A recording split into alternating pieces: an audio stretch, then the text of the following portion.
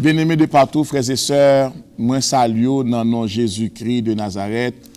Non pas moi, c'est pasteur Rodrigue Duverger, prédicateur appelé pour nous partager avec vous la parole de Dieu et les différentes révélations et l'engagement pris par Dieu pour le capable de relever nous de nos chutes, de nos problèmes. Et après-midi, à son privilège pour me saluer un peu partout, frères et sœurs, que ce soit en Haïti, aux États-Unis, en Haïti, à Boston, un peu partout au Canada, en France et Caraïbes, là, nous saluer tout bien-aimés qui pourra le garder, qui pourra suivre avec nous après-midi, entretien ça, petite causerie ça, autour de la parole de Dieu, avec sujet ça, le repos offert par Dieu à toute l'humanité, le repos que bon Dieu lui offre nous à toute l'humanité, et comment nous capables de jouir, et comment nous capables de recevoir, et comment nous capables de retrouver nous dans la parfaite communion avec Dieu. Tout d'abord, frères et sœurs, nous connaissons l'humanité, le monde entier, qui a marché, qui a fonctionné là, aujourd'hui, il y a des gros problèmes. Il perdu repère, il perdu origine, il perdu marche, il perdu retour même pour ta marcher avec Créateur. Et Créateur, ça n'a pas l'air bien. Créateur, ça, Sauveur, ça, ou bien Créateur, ça, Sauveur, ça n'a pas l'air. Ils sont bon Dieu réel. Ils sont Dieu tout-puissant. Qui ça qui passait? C'est une histoire que vous avez connaître. C'était dans le jardin d'Éden, un jour comme ça, en Genèse chapitre 3, verset 9, côté un spectacle qui t'a dérangé la pensée de Dieu, qui t'a dérangé l'ordre même de la création, qui s'altérait. Un mensonge meurtrier, un mensonge destructeur qui véhiculait, qui partageait dans le jardin, et mensonge ça, il va faire nous perdre harmonie nous avec Dieu. Parce que Rodrigue, qui mensonge ça t'est? Dieu t'a créé l'homme dans toute son innocence. L'homme t'est dans un régime, dans une dispensation qui relève l'innocence. L'homme n'a été appelé pour vivre la gloire de Dieu sans limite, sans obstacle, sans difficulté. Mais l'homme, non, pendant le jardin d'Éden, il a tout à sa disposition. Il a tout bagaille. Disons clairement, et la nature, il a de l'eau, il a de nourriture, il a un espace, il a une verdure, il a un climat, il a une atmosphère qui est capable de rendre l'homme très comblé, très complet, mais il y a un ennemi qui débarque dans le jardin. Et puis dans le dialogue, il ouvre avec Mounio, il va le faire connaître que est-ce que bon Dieu lui interdit nous manger l'arbre de la connaissance du bien et du mal? Et très certainement, il a dit oui. Et puis ennemi ça, il pral manipuler moun sa yo, il pral manipuler premier parent nous yo, il pral manipuler Ève, il pral faire connaître bon Dieu connaît, c'est pas vrai. Le jour que où tu as mangé fruit défendu, yeux pral ouvrir. Ou pral gagner même énergie, même volonté avec bon Dieu. Ou pral gagner connaissance. Et yeux pral clair. Par précipitation. Par amour de savoir, est-ce que c'est vrai? Ève, porter main sous fruit ça. Et puis il prend le manger, il partager avec Adam. Et depuis lors, nous qui dégâts ça causé, yeux yon ak l'autre commence à ouvrir. Mais l'ouvrir, il n'est pas ouvrir sur le bien. Il ouvrir sur le mal. Il ouvrir d'abord sur le mal. Il ouvrir sur la désobéissance. Il ouvrir sur la violation, l'infraction, sur la rébellion. Et que bon Dieu, dans l'amour, ce soir, il est en visite dans le jardin d'Éden. Et puis pour la première fois, nous parlons des verbes ça. Genèse, chapitre 3, le verset 9. Pour la première fois, nous avons des verbes ça sorti dans la bouche, mon Dieu. Mais l'Éternel Dieu appela l'homme et lui dit, où es-tu? Remarquez que dans ce verbe, dans cette phrase, Dieu n'a pas dit où êtes-vous? Il dit où es-tu? C'est un rapport, c'est une communion, c'est une intimité, c'est une reprise de dialogue, c'est une continuité d'amour. Et puis l'homme n'a pas répondre, bon Dieu, me tend de voir oui. Dans le verset 10, et il répondit, j'ai entendu ta voix dans le jardin et j'ai eu peur parce que je suis nu et je me suis caché. Frères et sœurs, bien-aimés de partout, lecteurs de la Bible, les amoureux de la parole de Dieu, les passionnés de la parole de Dieu, les mordus de la parole de Dieu, ou même qui croient dans la lecture de la parole de Dieu, ou même qui croient dans la parole de Dieu. Et depuis les sabots, ils font un programme, ils font un plan pour capable récupérer ce chef-d'œuvre, cette créature si merveilleuse. Diable a lagué nous dans courir avec un seul mensonge, et puis nous allons faire toute vie nous en retard de communion avec Dieu.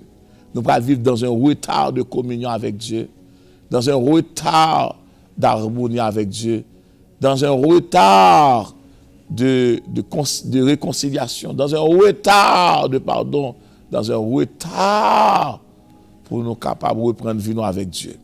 Mais dans Genèse chapitre 3, le verset 15, bon Dieu va faire un plan créé, le plan de la rédemption.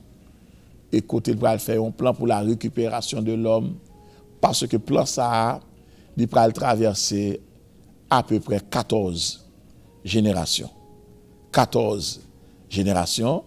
Plan ça va partir de Abraham à David, de David à la déportation, de la déportation à Jésus-Christ. Et pendant 14 générations, ça, en pile monde, en pile appelé, en pile serviteur de Dieu, il a prêché la parole de Dieu à travers les 7 grandes dispensations. Dieu va élaborer pour la récupération de l'homme. La première dispensation, nous relève l'innocence. La deuxième, nous relève la conscience. La troisième, nous relève le gouvernement. La quatrième, nous relève la promesse avec Abraham. La cinquième, nous relève la loi avec Moïse. Et la sixième dispensation, nous allons gagner avec Jésus-Christ, qui pourra l'incarner parmi nous, qui pourra le porter péché ça. D'où, frères et sœurs, dans 1 Jean chapitre 3, le verset 4, qui ça péché à eux? Péché, c'est transgression de la loi de Dieu. Tout le monde qui péché ou transgresser la loi de Dieu, ou venir marcher en opposition avec Dieu. Même une bonne nouvelle pour nous-mêmes. Péché n'a pas bien les déçus sur nous chaque jour. Péché n'a pas bien raison sur nous chaque jour. Parce que péché a son obstacle. C'est une rébellion contre Dieu. C'est une trahison même contre la pensée morale de Dieu. Mais moi, j'ai une bonne nouvelle pour nous. Et bonne nouvelle, je vais partager avec nous. La Bible a 3 grands chapitres avec 3 grands versets. Qui chapitre ça, pasteur? Quels sont ces 3 chapitres? Et quels sont ces 3 versets marquants dans la Bible que nous appelons la bibliothèque spirituelle de Dieu au milieu de nous? Genèse chapitre 3, le verset 15, c'est un premier chapitre, puissant chapitre qui est dans la Bible là, côté le plan de la rédemption élaboré et annoncé.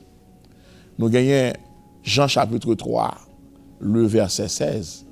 Car Dieu a tant aimé le monde qu'il a donné son Fils unique, afin que quiconque croit en lui ne périsse point, mais qu'il ait la vie éternelle. Romains chapitre 3, le verset 23, le 3e grand chapitre là. Car tous ont péché et sont privés de la gloire de Dieu. L'homme privé de la gloire de Dieu, ou privé de la saveur de Dieu, ou privé de la vie de Dieu, ou privé de la bonté de Dieu, ou privé de la sagesse de Dieu, ou privé de sa vie à Dieu, ou perdu zoé ça, ou perdu vitamine ça, ou perdu essentiel pour mener une vie de paix, de joie dans la vie ça. Mais dans Matthieu chapitre 11, verset 28, nous tendez sauveur qui a parlé comme ça, sous la plume de Matthieu, il va lancer son invitation à toute l'humanité. Il va dire, venez à moi, vous tous qui êtes fatigués et chargés, et je vous donnerai du repos. Invitation ça qui s'allie, c'est un appel au salut. C'est même appel ça, mon Dieu t'a fait dans le jardin, t'a dit l'homme, Dieu appelle à l'homme et lui dit, où es-tu? Et que désormais Jésus-Christ va le nous. Il va lancer un appel général. Et appel général ça, en Matthieu chapitre 11, verset 28, il y a deux grands segments dedans. Pour les gens qui peuvent connaître Jésus, pour les gens qui peuvent obéir à la parole de Dieu, il demande pour passer par le couloir de la conversion. Il y a une première porte qui s'appelle conversion. Pour les gens qui peuvent recevoir lui. Mais il y a une seconde porte qui est la repentance. La repentance, c'est pour les gens qui te rencontrent avec Jésus déjà et qui font défection, qui ont découragement, qui font naufrage. D'où cette petite phrase, venez à moi, vous tous qui êtes fatigués et chargés, il fait appel à la conversion pour reconnaître Jésus-Christ, je dis à Seigneur. Et deuxièmement, la repentance pour nous demander bon Dieu pardon pour des péchés volontaires, pour des péchés silencieux, pour des péchés involontaires. Dans le venez à moi, nous, Jésus-Christ, qui font appel général à toute l'humanité. Ils font appel général à toutes les races. Ils font appel général au monde entier, venez à moi. Mais qui nous a yo? Vous tous qui êtes fatigués et chargés. Maintenant, fatigue, c'est un état dépressif. Les fatigues entrent dans la vie, il y a deux types de fatigue. Il y a la fatigue spirituelle, il y a la fatigue physique. La fatigue spirituelle, c'est que vous un créateur pas en harmonie avec elle. Fatigué, ou pas essayer toutes les divinités, pas gain la vie ailleurs que dans mon Dieu. Dieu est la source de la vie. Donc moi invite aujourd'hui ou même qui fatigué spirituellement, ou même qui courir, qui traverser, qui parcourir des kilomètres à la recherche de Dieu. Dieu maintenant, l'ikoto là. Il suffit qu'on dise Seigneur, moi reconnaître que je suis pécheur, moi reconnaître que c'est où m'adorer, moi mando jodi à prendre la vie et utiliser mon Dieu pour ta gloire. N'importe où nous connaît qui prie qui a crise déjà, qui a marché dans la sainteté, dans l'obéissance, ou qui a demandé le prier avant. Venez à moi. Dans le venez à moi, c'est un appel à l'exhortation. C'est un appel au salut. Qui sacre le salut là? Et parce que nous en danger, bon Dieu veut sauver nous du danger. Parce que la finalité du péché, c'est pour le mener nous à souffrir dans la géhenne, dans l'enfer, côté qui est réservé pour le diable, avec ses anges, faux prophètes là, dragon. Hein. Mais bon Dieu pas créer l'homme pour nous souffrir après la mort.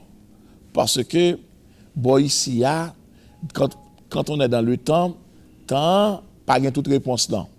C'est pourquoi que dans Hébreux chapitre 9, verset 27, il est réservé aux hommes de mourir une seule fois, après quoi vient le jugement. Nous ne sommes pas capables d'écarter la possibilité ça pour nous pas tout faire réservation pour l'éternité bienheureuse. Mais pour nous entrer dans l'éternité bienheureuse, il faut passer par Jésus-Christ. Selon Jean chapitre 14, le verset 6, Christ dit, je suis le chemin, la vérité et la vie. Nul ne vient au Père que par moi. En Jean chapitre 3, verset 36, celui qui croit au Fils a la vie éternelle. Et celui qui ne croit pas ne verra point la vie, mais la colère de Dieu demeure sur lui. Zanmim, frères, capitanem, ou besoin de secours, ou besoin de repos, mais en retourner à la source. Venez à Jésus. Jésus est la porte de la grâce. Jésus-Christ est la source de la vie. Jésus-Christ est la source du pardon. Jésus-Christ est le chemin qui mène nous à la vie éternelle, à la gloire éternelle. Qui mission Jésus te gagné? Matthieu chapitre 18, verset 11, il va dire nous clairement, Jésus-Christ est venu chercher et sauver ceux qui étaient perdus. Or, comment te fait perdu? Péché te livré nous sur un boulevard qui est la perdition. D'où Jésus-Christ, il fait deux mouvements là. Premier mouvement, il est venu chercher et sauver le monde du péché. Le monde qui est frappé par le péché, Jésus-Christ est rentré dans ce monde pour le sauver nous. Pour le sauver nous, voilà pourquoi que Ésaïe, chapitre 53, les versets 4 à 6, écoutez cette révélation. Ésaïe, dont le nom signifie Dieu est mon salut. Ésaïe, déjà pendant des temps, il était un sauveur qui a venu, la prend forme un agneau, il prend à la boucherie, il prend souffrir. Ésaïe a vu Jésus dans sa personne humilié, dans sa personne crucifié, dans sa personne ressuscité, dans sa personne glorifiée et dans sa personne exaltée. Voilà pourquoi il y aurait les Ésaïe, prophète, il y aurait les Ésaïe, prophète, évangéliste, messianique. Et texte Ésaïe 53, verset 4 à 6, pour nous là. Pourquoi? Parce que Ésaïe, il était une révélation prophétique, il était une révélation messianique, il était une révélation eschatologique. Ésaïe était une révélation prophétique. Ésaïe était une révélation messianique. Ésaïe était une révélation eschatologique. C'est-à-dire, Ésaïe lui annonçait ça qu'il a fait pour le salut de l'homme. Donc, Ésaïe, chapitre ça même, c'est l'évangile dans l'Ancien Testament. Maintenant, par rapport avec Matthieu chapitre 11, verset 28, Matthieu chapitre 11, qui sont réponses évangéliques à la révélation prophétique, messianique et eschatologique d'Ésaïe. D'où Ésaïe, dont le nom signifie Dieu est mon salut, tandis que le nom de Matthieu signifie don de Dieu. Qui ça nous est, bien aimé? Nous est que c'est salut qui produit don. Donc Ésaïe annonçait Matthieu. De la même manière que Jean-Baptiste va l'annoncer Jésus-Christ. Donc, Matthieu chapitre 11, verset 28 là, c'est la réponse à la révélation prophétique, à la révélation messianique, à la révélation eschatologique de Kimoun, de Ésaïe. Donc, je dis à Pasteur Rodrigue, qui ça pour nous faire? On nous regarde qui ça Ésaïe te ouais à tout. Il dit, dans le verset 6, on regarde le verset 4 là, cependant, ce sont nos souffrances qu'il a portées, c'est de nos douleurs qu'il s'est chargé, et nous l'avons considéré comme puni. Regardez le verset 6 là, nous étions tous errants comme des brebis, chacun suivait sa propre voie, et l'Éternel a fait retomber sur lui l'iniquité de nous tous. Qui ça que l'iniquité a? C'est toute erreur, c'est tout désordre, c'est toute désobéissance, c'est tous les péchés, péché passé, péché présent, péché futur, il y aurait ça iniquité. Bon Dieu pral faire Jésus-Christ porter péché. Venez à moi, vous tous qui êtes fatigués et chargés, péché a fatigué nous en pile.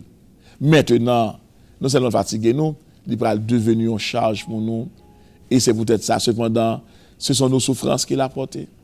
C'est de nos douleurs qu'il s'est chargé. Et nous l'avons considéré comme puni. Frère, c'est ce qu'attendez là, Mabdou, dans le fardeau que Jésus va capoter. Pas quitter erreur ou décourager. Pas quitter passé ou décourager. Pas quitter désobéissance ou te fait hier la décourager. Il suffit que vous ayez la bonne volonté et la disposition pour dire, Seigneur, me voici. Prends-moi. Utilise-moi. Parce que Seigneur a un bon cœur. Il est miséricordieux, il est compatissant, il est bon. Ou même capteur de là, qui a une fatigue spirituelle, bon Dieu capable de soulager. Pourquoi? Parce que des gens qui ont fatigue, ils ont alerte là-bas. Fatigue qui stress, qui ont découragement, fatigue qui ont tension, fatigue qui arrive dans l'heure ou en colère. Mais fatigue spirituelle, ils ont une réponse spirituelle. Fatigue physique, ils ont une réponse physique. Si vous fatiguez spirituellement, gon Seigneur, gon maître, car Dieu est esprit, il ka soulager spirituellement. Sou fatigué physiquement, Jésus-Christ entre parmi nous, il incarné, il vient vivre même avec nous, il ka ba une solution, un soulagement physique, il ka consoler. Moi encourager jodi a ou même cap tande moi, ou même cap suivre moi.